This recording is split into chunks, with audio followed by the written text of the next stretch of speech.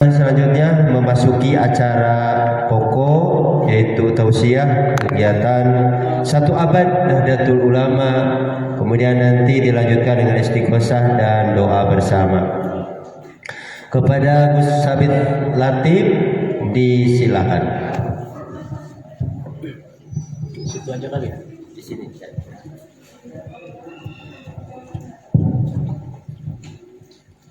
Bismillahirrahmanirrahim. Assalamualaikum warahmatullahi wabarakatuh. Bismillah, alhamdulillah, wassalatu wassalamu ala rasulillah Muhammad ibn Abdillah, la hawla wa la quwwata illa billah. Amma ba'd, qala Allah ta'ala fi kitabihil karim, a'udzu billahi minasy syaithanir rajim.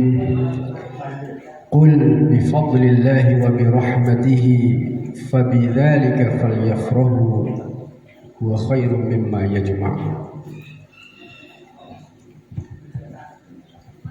Yang saya muliakan, para kesepuhan yang tidak bisa saya sebut namanya, terutama dari Dewan Mustasyar ada Bapak Kiai Haji Ahmad, juga ada Bapak Haji Saifuddin, kemudian Bapak Haji Bahauddin selaku Sahibul Bait, ini dari jajaran Mustasyar ya. Kemudian juga dari jajaran Suriah ada Kiai Dadi, dan terutama juga kepada tamu undangan yang tidak bisa saya sebutkan namanya satu persatu, dari Kapolsek, dari Koramil, dari Cohor, kepala desa, dan juga rekan-rekan kiai dari MWCNU Cipanas dan Nahdiyat yang saya muliakan. Sebenarnya saya pernah dikritik ya oleh kiai saya ketika dulu kita menggunakan istilah tausiah pada saat seseorang akan memberikan ceramah begini. Kata guru saya, jangan menggunakan tausiah, karena tausiah itu seperti orang mau meninggalkan dunia dan dia akan memberikan wasiat gitu. Iya, padahal saya minta sama Allah Subhanahu wa taala dipanjangkan umurnya, bisa melihat anak cucu saya, bisa gendong cucu saya 80 tahun. Jadi kalau pakai istilah tausiah kayaknya nggak pas. Usikum aja, tidak usikum kita. Kalau wasiat takwa mungkin boleh lah. Tidak dari usikum aja ya. Masya Allah. Tausiah diri kalah ya. Jadi rada pemaca sih, bener oke sih. Baik, yang paling utama dari kehadiran saya adalah menggarisbawahi tadi yang disampaikan oleh guru kita semua, Haji Bahauddin, betapa beliau sudah menentukan pilihan bahwa NU menjadi organisasi yang kemudian dipilih karena dengan ciri khasnya yang ramah, ciri khasnya yang santun dan punya tata krama dan adab. Kak Haji dan saudara-saudara sekalian, itu saya rasakan kemarin puncaknya. Kalau sebelum-sebelumnya juga sama ya, ketika saya hadir di acara NU selalu punya perasaan, punya suasana kebatinan yang damai. Karena kita menghayati salah satu ayat Al-Quran yang saya sebutkan dalam muqaddimah tadi. Qul bifadlillahi wa birahmatihi fabidzalika falyafrahu. Dengan fadl Allah, dengan rahmat Allah, maka bergembiralah kita sebagai umat manusia. Salah satu mufassir terkemuka, saya lupa pernah membacanya, itu menyatakan bahwa kata rahmat di sini itu dimaknai dengan kehadiran Kanjeng Nabi Muhammad Sallallahu Alaihi Wasallam. Maka orang-orang NU yang menjiwai ayat ini, memaknai ayat ini secara mendalam, tidak pernah memasang muka yang berangasan, tidak pernah ngamuk-ngamuk, selalu ramah. Karena kita menjadi pengikut Nabi Muhammad Sallallahu Alaihi Wasallam. Bahkan Rasulullah Sallallahu Alaihi Wasallam pernah menyatakan, halakal mutanatti'un, halakal mutanatti'un, halakal mutanatti'un. Rusak binasa orang-orang yang tanattu'. Tanattu' itu apa? Tanattu' diartikan oleh Imam Nawawi sebagai beramal, berkata, bertindak dengan berlebih-lebihan. Maka alhamdulillah kita berada di bawah naungan Nahdlatul Ulama yang tidak tanattu', semuanya wajar-wajar saja. Jadi aswaja itu kaji, kalau dalam tradisi santri dimaknai, didiskusikan begitu panjang. Saya pendek saja, kalau ditanya orang aswaja itu apa? Aswaja adalah asal wajar-wajar saja. Jadi itu sebenarnya, nggak usah berlebihan. Nah, kita dalam suasana yang begitu. Saya doakan semoga Kak Haji sebagai tuan rumah masuk surga, Kak Haji. Masuk surga, kita nanti ikut di belakangnya.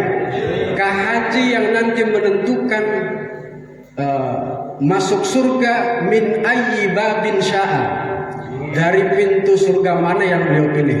Kita ikut di belakangnya. Benar Kak Haji? Wah, benar gitu Pak.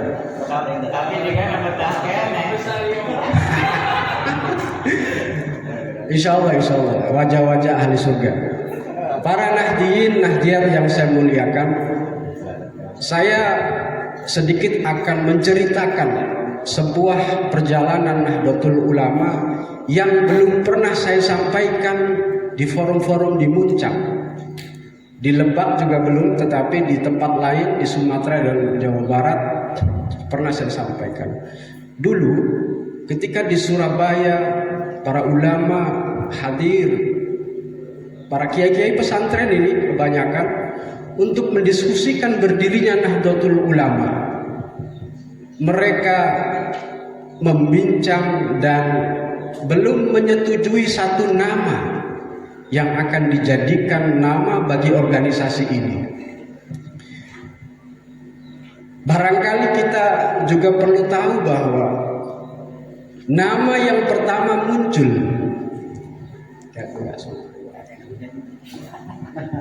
nama yang pertama muncul di forum para kiai pesantren itu adalah bukan Nahdlatul Ulama.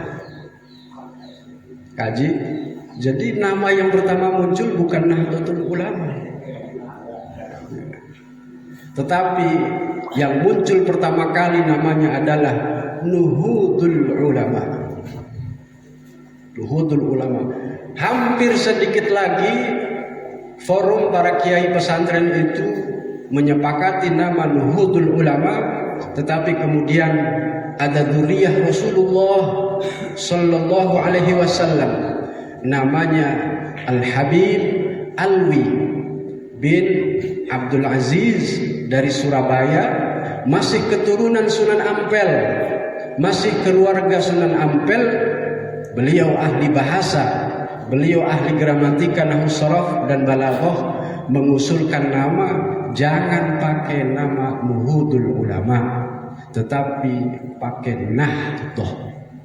Apa perbedaan Nahdlatul dan Nuhud? Saya kira nanti Kak Haji juga bisa ditanya itu, karena Riyadul Alfiyah ini tempatnya ilmu-ilmu begituan, ya, ilmu begituan lah.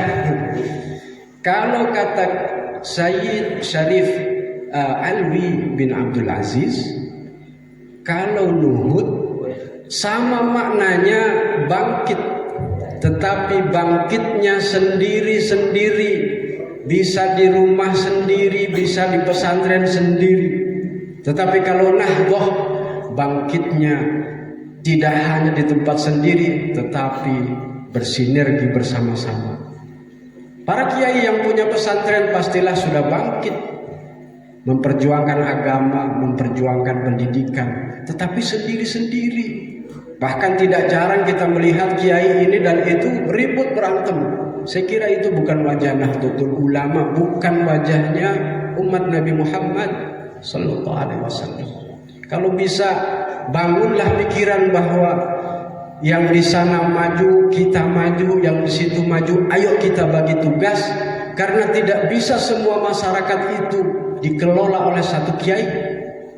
Kita harus berlapang dada, jangan saling menjatuhkan. Ini yang mau kita bawa di bawah Nahdlatul Ulama. Nah, kemudian dengan Nahdlatul Ulama, maka kiai-kiai pesantren itu mengorganisir diri bagaimana caranya agar masyarakat yang menjadi tanggung jawab ulama ini terawat dengan baik. Yang kedua, para kiai semua, kalau kita ditanya orang apa itu Nahdlatul Ulama, kasihlah jawaban yang singkat saja. Nanti akan panjang itu penjelasannya. Nahdlatul Ulama adalah jam'iyatu diniyah ijtimaiyah, perkumpulan atau organisasi yang ngurusin agama dan ngurusin masyarakat. Jadi kalau ngurusin agama dan ngurusin masyarakat ini, saya kira penting untuk dikoordinasikan. Tidak bisa kita ngurus agama itu nggak butuh pemerintah, pasti butuh pemerintah. Saya mendengar juga Kak Haji pernah dikritik salah seorang temannya, waduh Kak Haji sekarang sudah sama organisasi yang dekat pemerintah. Kalau saya langsung saya jawab, ya langsung saya jawab. Ini Kak Haji karena alfiah saya dulu nggak tuntas, saya punya syairnya.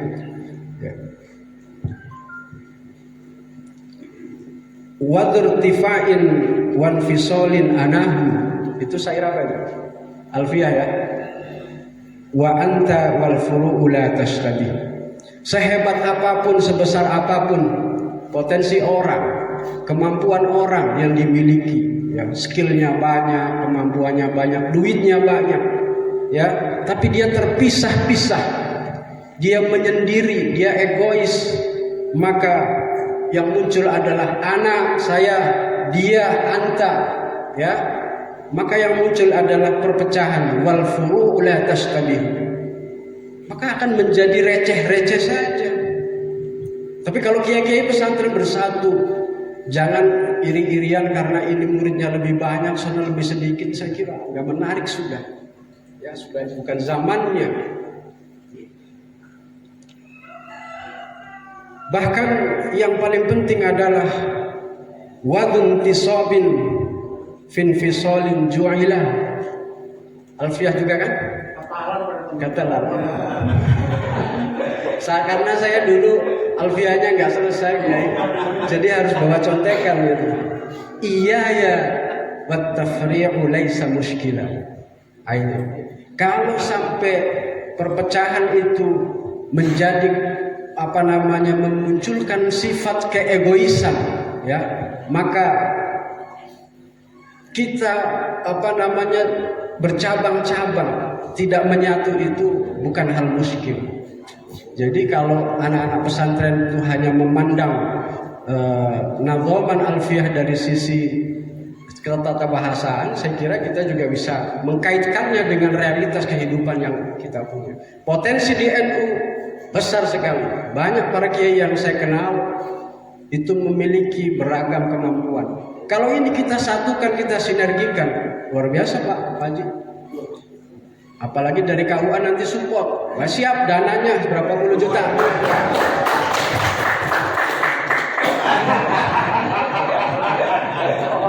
Jadi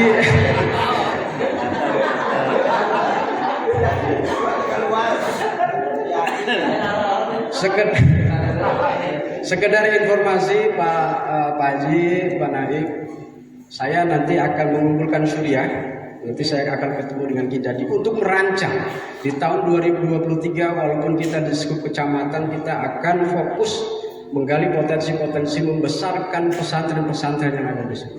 Kita program-program sudah ada. Nanti saya serahkan ini kepada mandatorinya, kepada Kididin sebagai tanfidia. Oke. Nah, bagaimana dengan jawaban kalau ada orang mengkritik, ngapain dekat-dekat pemerintah? Ada sebuah catatan dari Imam Al-Ghazali. Beliau pernah mencatat gini, wal mulku wad dinu tawamani fad-dinu aslun was sultanu harisun fama la aslalah famahdumun wa ma la harisalah fada'i. Ya, ini perlunya kita menggandeng pemerintah adalah kita harus tahu kedudukan kita sebagai penjaga agama, penjaga masyarakat supaya tetap mengenal Tuhannya, juga dengan pemerintah. Wal mulku wad dinu tawamani, agama dan pemerintahan itu seperti dua saudara kembar. Keping mata uang itu kan selalu saling terikat ya. Sesuatu dikatakan uang kalau dua-duanya ada bentuknya. Dia saudara kembar, nggak bisa dipisahkan. Fad-dinu aslun, agama menjadi pondasi. Was sultanu harisun, nanti yang menjaga agama itu sultan, pemerintah, presiden urang. Fama la aslalah famahdumun, kalau negara ya tidak punya pondasi, ambruk enggak? Famahdumun, mahdum, hancur binasa, ambruk. Wa mala harisalah, sementara kalau sesuatu tidak ada penjaganya, dicolong maling enggak? Dicolong maling. Agama kita bisa dipakai untuk kepentingan politik, kepentingan sesaat kelompok dan sebagainya. Inilah mengapa kemudian NU selalu bergandengan tangan dengan pemerintah, karena kita punya satu tarikan nafas yang sama. Jadi kalau kembali kepada pemaknaan NU adalah jam'iyah, diniyah, ijtimaiyah, maka kepentingan kita ber-NU adalah menjaga keselamatan agama dan negara. Sekali lagi saya ulang, kepentingan kita ber-NU adalah menjaga keselamatan agama dan negara. Dulu pernah saya sampaikan, mas'uliyah diniyah, mas'uliyah watoniyah.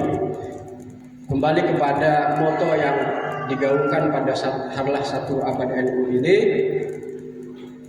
kita mari bangkit dengan segala potensi yang ada, bangkit dengan segala kemampuan yang ada.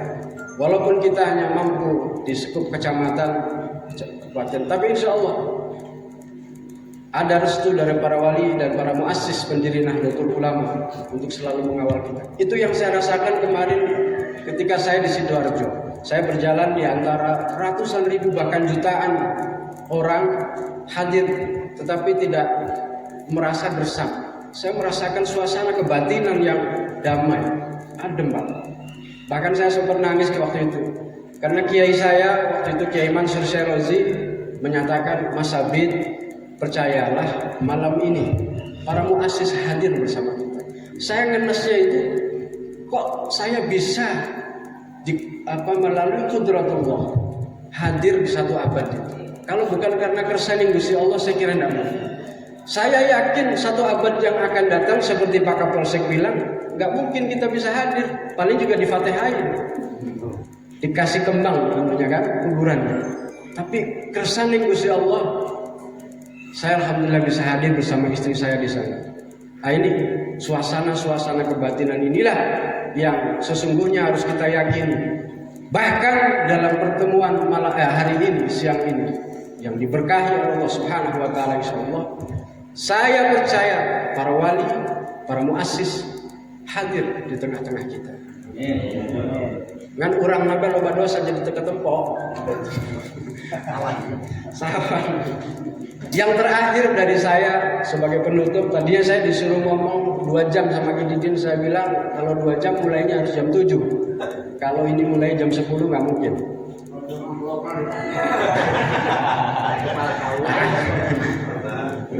Yang terakhir para kiai dan santri-santri terutama, ada satu pesan dari Hadratus Syekh Hasyim Asy'ari. Beliau kakeknya Gus Dur. Gus Dur itu punya bapak namanya Yai Wahid Hasyim, punya bapak lagi pendiri NU, Yai Hasyim Asy'ari. Gus Dur itu orang mulia, Al-Karim, punya bapak mulia, Ibnul Karim, bapaknya lagi mulia, Ibnul Karim. Al-Karim, Ibnul Karim, Ibnul Karim. Jarang sekali dalam 3 generasi orang bisa mencapai makomat seperti ini, Pak Yai. Yang ada anaknya bapaknya hebat, anaknya ngabulai, hebat deh. Anak bapaknya hebat, bejat-bejat hebat gitu kan. Ada banyak. Tapi begitu pendiri NU punya keturunan Al-Karim, Ibnul Karim, Ibnul Karim. Terakhir buat para santri dan kita semua, Mbah Hadratus Syekh Hasyim Asy'ari pernah menyatakan, siapa yang mau ngurus NU, dia saya anggap sebagai santriku. Dan orang yang menjadi santriku, ya, saya doakan beserta keluarganya meninggal dalam keadaan husnul khotimah. Ini doanya Hadratus Syekh Hasyim Asy'ari, seorang waliullah, ulama besar yang sebagaimana disebutkan oleh Kak Haji Bahurdin, sanad hadis ya dari Kutubus Sittah, Bukhari, Muslim ya dan sebagainya, itu nyambungnya ke Mbah Hasyim Asy'ari. Inilah yang perlu ditegaskan. Bagaimana cara kita menjadi santrinya Mbah Hasyim? Kalau saya mondok di Tebuireng, secara otomatis saya menjadi santrinya Mbah Hasyim. Lah kalau yang nggak mondok di Tebuireng, mondoknya di Riyadul Alfiyah, mondoknya di Al-Huda, mondoknya di Malu, nggak bisa jadi santrinya dong. Bisa melalui 2 cara. Yang pertama adalah jalur tarbiyah. Jalur tarbiyah adalah kita langsung mondok di Tebuireng. Seperti saya alhamdulillah tahun 93 sampai 97 ya, itu mondok di Tebuireng. Itu saya otomatis menjadi santrinya Mbah Hasyim. Nah, jalur lain yang bisa ditempuh agar kita bisa dianggap menjadi santrinya Mbah Hasyim adalah jalur Jam'iyatu Nahdlatul Ulama. Mari kita gandolan sarungnya para kiai, karena sebagaimana Kak Haji bilang, urang mah eueuh nanaonan, karena saya orang Jawa jadi agak susah ya. Kita mah gak ada apa-apanya. Kalak katalar alfiyah sakitu bege geus jalannya rada miring gitu kan. Rada miring-miring gitu. Eueuh nanaonan, tirakatnya juga bisa. Harus banyak nyumbang ke Jam'iyah Nahdlatul Ulama agar jangan menyumbang. Bisa. Saya kira itu semoga